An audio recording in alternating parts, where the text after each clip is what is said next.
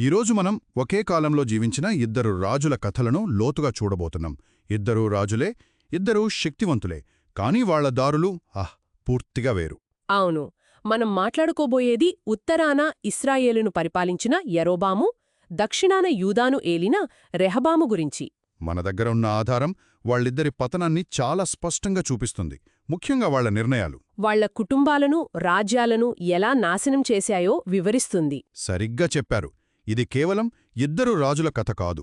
కాదు, నాయకత్వం ఎలా విఫలమవుతుందో చెప్పే రెండు వేర్వేరు ఉదాహరణలివి. అంటే ఒకటి, ఉద్దేశపూర్వకంగా తప్పు చేయడం. అవును, రాజకీయ ప్రయోజనాల కోసం ఒక తప్పుడు వ్యవస్థను నిర్మించడం. ఇక రెండవది నిర్లక్ష్యం, వారసత్వంగా వచ్చిన వైభవాన్ని చేజార్చుకోవడం అన్నమాట. కరెక్ట్. ఈ రెండు కథలను పక్కపక్కన పెట్టి చూసినప్పుడు మనకు చాలా ఆసక్తికరమైన విషయాలు తెలుస్తాయి. మన కథ ఒక చాలా నాటకీయమైన సన్నివేశంతో మొదలవుతుంది. తన కొడుకు చావు బతుకులో ఉంటే ఒక రాజు తన భార్యను మారువేషంలో పంపిస్తాడు, ఒక గుడ్డి ప్రవక్త దగ్గరికి. అవును. అసలు ఈ కథ వెనుకున్న ఆంతర్యమేంటో చూద్దాం. సరే, ఈ కథలో అసలేం జరిగిందో కొంచెం వివరంగా చూద్దాం.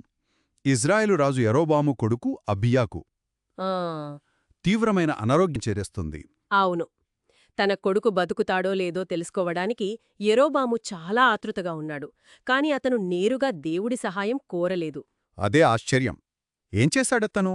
బదులుగా అతను తన భార్యను షిలోహు అనే పట్టణంలో ఉన్న అహీయా అనే ప్రవక్త దగ్గరకు పంపిస్తాడు. ఓకే. అయితే ఒక కండిషన్ పెట్టాడు. నువ్వు రాణివని ఎవరికీ తెలియకూడదు, మారువేషంలో వెళ్ళు అని చెబుతాడు. కొన్ని రొట్టెలు, అప్పాలు, తేనె తీసుకుని వెళ్లమంటాడు. ఇక్కడే నాకొక ప్రశ్న వస్తోంది. అతను దేవుడి ప్రవక్త దగ్గరకే కదా సహాయం కోసం వెళుతున్నాడు. అవును. మరి అదే దేవుడిని మోసం చెయ్యొచ్చని ఎలా అనుకున్నాడు? ఈ వైరుధ్యం కొంచెం విచిత్రంగా అనిపిస్తోంది. అద్భుతమైన పాయింట్. ఇది యరొబాము ఆధ్యాత్మిక పతనాన్ని స్పష్టంగా చూపిస్తుంది. అంటే అతని మనసులో దేవుడి మీద నమ్మకం ఉంది, కాని విధేయత లేదు. అతనికి దేవుడి శక్తి కావాలి, కాని దేవుడి నియమాలు వద్దు. వావ్! ఇంకా ఆశ్చర్యకరమైన విషయం ఏంటంటే, అతను ఎవరి దగ్గరకైతే తన భార్యను పంపిస్తున్నాడో ఆ అహియాయే. ఓ, ఆయనేనా? ఆయనే. గతంలో యరొబాము రాజు అవుతాడని ప్రవచించింది కూడా ఆయనే. అంటే తనను రాజుగా చేసిన ప్రవక్తనే ఇప్పుడు మోసం చేయాలని చూస్తున్నాడు. సరిగ్గా. ఓహో, అదా అసలు విషయం. అహియాకు వయసైపోయి కళ్ళు కనబడవు, కాబట్టి తన భార్యను గుర్తుపట్టలేడని యరొబాము ప్లాన్. కాని ఆ ప్లాన్ బెడిసికొట్టినట్టుంది కదా. పూర్తిగా. అహియాకు కంటిచూపు లేకపోవచ్చు, కాని దైవిక దృష్టి ఉంది. యరొబాము భార్య అక్కడికి రాకముందే దేవుడు ఆమె రాక గురించి, ఆమె మారువేషం గురించి అహియాకు తెలియజేశాడు.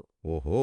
ఆమె ఇంటి గుమ్మంలోకి అడుగుపెట్టగానే అహియా ఆమె కాలిచప్పుడు విని, యరొబాము భార్య లోపలికిరా, నీవెందుకు మారువేషం వేసుకున్నావు అని అంటాడు. ఆ మాట వినగానే ఆమె ఎంత షాకై ఉంటుందో ఊహించుకోండి, నీకోసం నా దగ్గర చాలా కఠినమైన వార్త ఉంది అని కూడా అంటాడు. తప్పకుండా. ఇక్కడే కథ చాలా ఆసక్తికరంగా మారుతుంది. ఆ ప్రవచనం కేవలం ఆమె కొడుకు గురించి కాదు, అది యరొబాము మొత్తం వంశం గురించిన తీర్పు. అవును. అసలు యరొబాము చేసిన పాపమేంటి? దేవుడు ఎందుకంత తీవ్రంగా స్పందించాడు? అహియా ద్వారా దేవుడు చెప్పిన మాటలు చాలా స్పష్టంగా ఉన్నాయి. మొదటిది, నేను నిన్ను సామాన్యుడివిగా ఉన్నప్పుడు పైకి లేపి నా ప్రజలైన ఇజ్రాయేలు మీద రాజులా చేశాను. ఓకే. రెండవది, కాని నువ్వు నా సేవకుడైన దావీదులా నా ఆజ్ఞలను పాటించలేదు. ఇక మూడవది మరియు ముఖ్యమైనది, నీకంటే ముందున్న రాజులందరికంటే ఎక్కువగా పాపం చేశావు.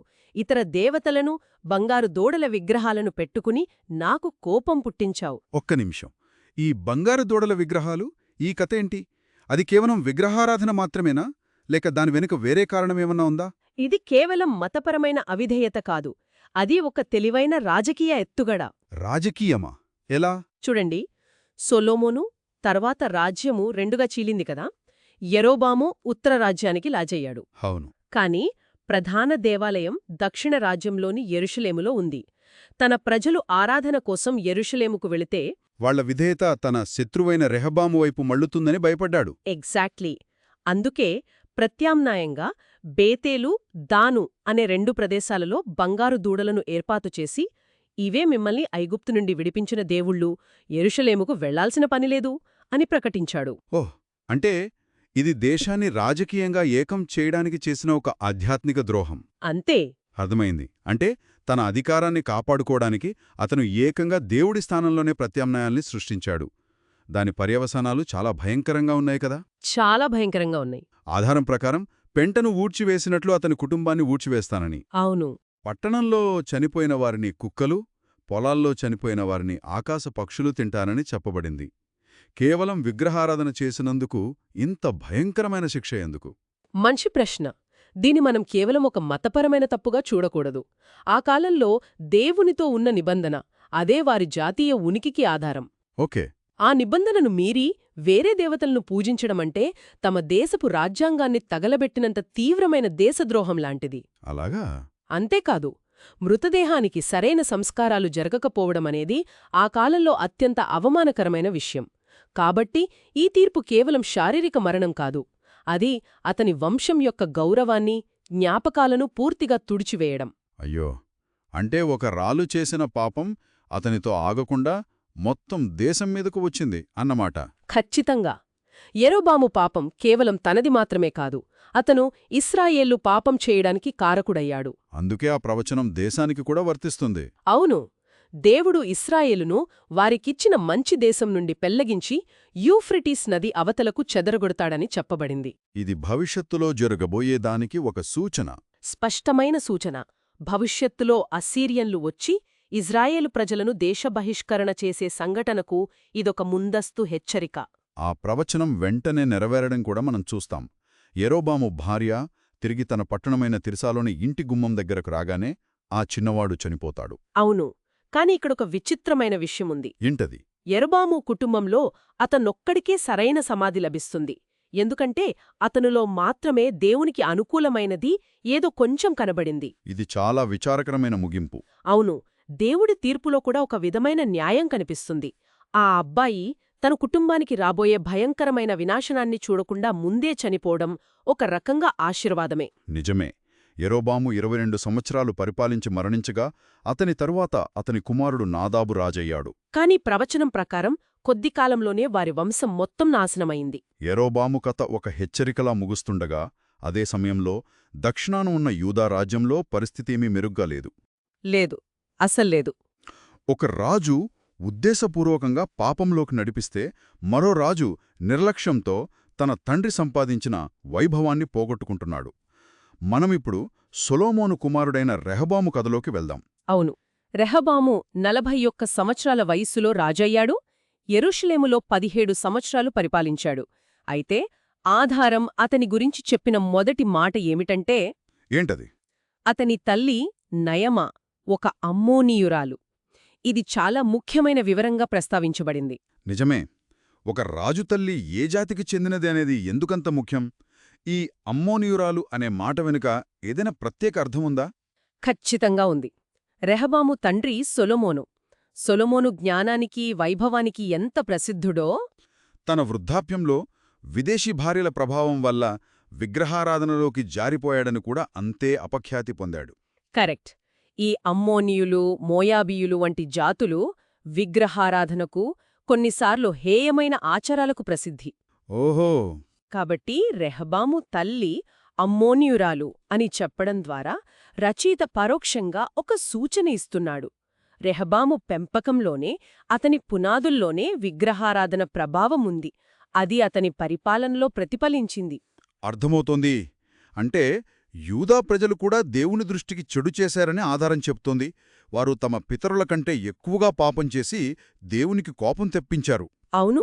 ఎత్తైన ప్రతి పర్వతం మీద, పచ్చని ప్రతి చెట్టు కింద బలిపీఠాలు, విగ్రహాలు, దేవతా స్తంభాలు నిర్మించారు.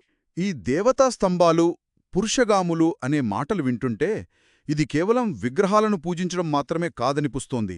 ఆ కాలంలోని ఆరాధనా పద్ధతులు ఎలాంటివి? మీరు సరిగ్గా పట్టుకున్నారు. ఇది కేవలం దేవుణ్ణి వదిలేసి వేరే దేవుడికి నమస్కరించడం కాదు. ఆనాటి కనానీయుల విగ్రహారాధనలో ఫలవంతం, సంపద, శృంగారం ప్రధానాంశాలు. ఓకే.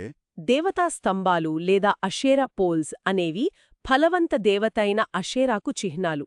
ఇక పురుషగాములు అనే పదం ఆరాధన పేరుతో దేవాలయాల్లో జరిగే లైంగిక అనైతికతను సూచిస్తుంది. అంటే మతం పేరుతో సమాజంలో నైతిక పతనం జరుగుతోంది. అవును. వారు తమ చుట్టూ ఉన్న సంస్కృతుల చెడు ప్రభావాలకు పూర్తిగా లోనయ్యారు. యెరోబాము పాపం రాజకీయపరమైనదైతే ఇక్కడి పాపం సాంస్కృతికమైనది, సామాజికమైనది. మరి దీని పర్యవసానమేమిటి? రెహబాముకు ఎలాంటి తీర్పు వచ్చింది? యెరోబాము వంశం నాశనమైనట్లు ఇక్కడ కూడా జరిగిందా? లేదు, ఇక్కడ తీర్పు భిన్నంగా ఉంది. రెహబాము వంశం నాశనం కాలేదు, కాని జాతీయంగా తీవ్రమైన అవమానం జరిగింది. ఎలాగా? అతని పాలనలోని 5వ సంవత్సరంలో ఐగుప్తు రాజైన షిషాకు యెరూషలేము మీదకు దాడి చేశాడు. అతను దేవాలయంలోని, రాజభవనంలోని ఖజానాలను దోచుకున్నాడు. ఓనో! సొలొమోను చేయించిన 100ల కొద్ది బంగారు డాలతో సహా సమస్తాన్ని తీసుకుపోయాడు. సొలొమోను కాలంలో పోగుపడిన సంపద, వైభవం అంతా ఒక్క దాడితో కొల్లగొట్టబడింది. ఆ తర్వాత జరిగిన విషయం ఇంకా ఆసక్తికరంగా ఉంది. రెహబాము ఆ దోచుకోబడిన బంగారు డాళ్లకు బదులుగా ఇత్తడి డాళ్లను చేయిస్తాడు. అవును, ఇది చిన్న విషయంగా అనిపించవచ్చు, కానీ దీని వెనుక లోతైన అర్థం ఉన్నట్టుంది. ఇది అస్సలు చిన్న విషయం కాదు. ఇది ఒక జాతీయ అవమానానికి, ఆధ్యాత్మిక పతనానికి శక్తివంతమైన ప్రతీక. ఎలా? బంగారం దైవత్వాన్ని, శాశ్వతత్వాన్ని, రాజరికాన్ని, అసలైన వైభవాన్ని సూచిస్తుంది. ఇత్తడి దాని చౌకబారు నకలు.